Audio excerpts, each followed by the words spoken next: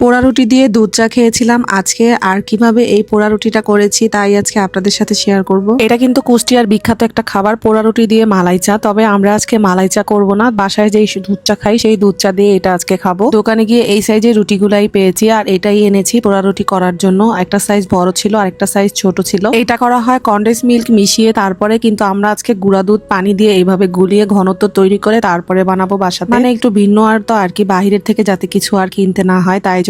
আর condense মিল্কটা বাসায় আমরা খাই না তাই জন্য। এই যে পানি দিয়ে কি সুন্দর একটা ঘনত্ব কিন্তু এখন তৈরি হয়ে গিয়েছে। এখন রুটিটাকে নিয়ে তারপরে এই যে আমাদের বাসায় ব্রাশ ছিল না, চামচ দিয়ে আমি এইভাবে লাগিয়ে নিয়েছি। আপু আর আমি দুইজনেই চিন্তা করলাম যে ব্রাশ নাই তো কি হয়েছে, চামচ দিয়ে লাগিয়ে নিব। আর দেখলাম যে চামচ দিয়ে খুব সহজেই লাগানো যায়, যেহেতু চামচ দিয়ে কাজ হচ্ছে তাহলে আর কি সমস্যা। একটা চাকুর মধ্যে রুটিটাকে ঢুকিয়ে নিয়েছি, তারপরে আবার পেছন সাইডটা ভালো করে দুধটাকে একটু মাখিয়ে দিচ্ছিলাম। এরপরে এখন চুলায় এটাকে পোড়া দিব।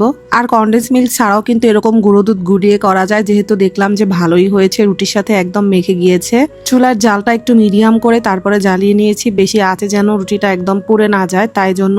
রুটিটা যখন পুড়তেছিলাম এরকম করে চারদিকটা ঘুরিয়ে ঘুরিয়ে যাতে করে রুটিটা পুড়ে না যায়। আর তারপরে দেখলাম যে রুটিটা অনেক সুন্দর ফুলেও উঠেছে। প্রথমবার এরকম পোড়া রুটি দিয়ে দুধ চা খেয়ে ট্রাই করে দেখবো কেমন লাগে। জানি না, এটা নাকি খেতে খুবই মজা হয় তাই জন্য আজকে এটা ট্রাই করব। কিছুটা সময় একটু পুড়ে তারপরে আবার এখানে গুঁড়ো দুধ ছিটিয়ে দিয়েছিল আপু, গুঁড়ো দুধ ছিটিয়ে আবার একবার পুড়েছিল।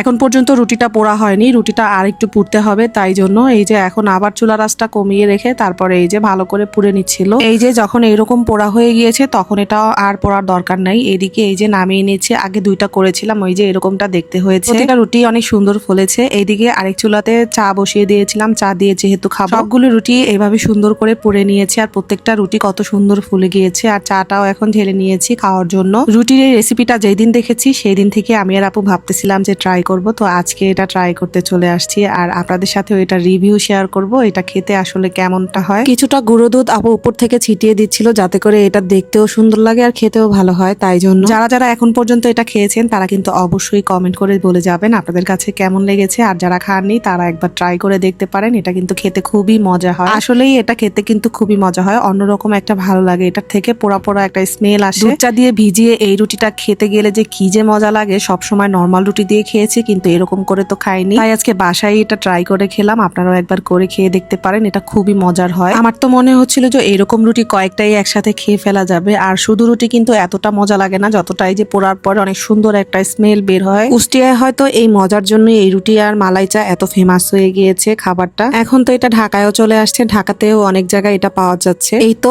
আমরা একদম সবগুলি রুটি আর চা খেয়ে শেষ করে ফেলেছি। আমাদের কাছে খুবই মজা লেগেছিল। আমাদের মতো বাসায় আপনারাও একবার ট্রাই করে দেখতে পারেন কেমন লাগে এটা। ভিডিওটা এই পর্যন্তই আজকে রাখছি, সবাই ভালো থাকবেন, সবাইকে আল্লাহ হাফেজ।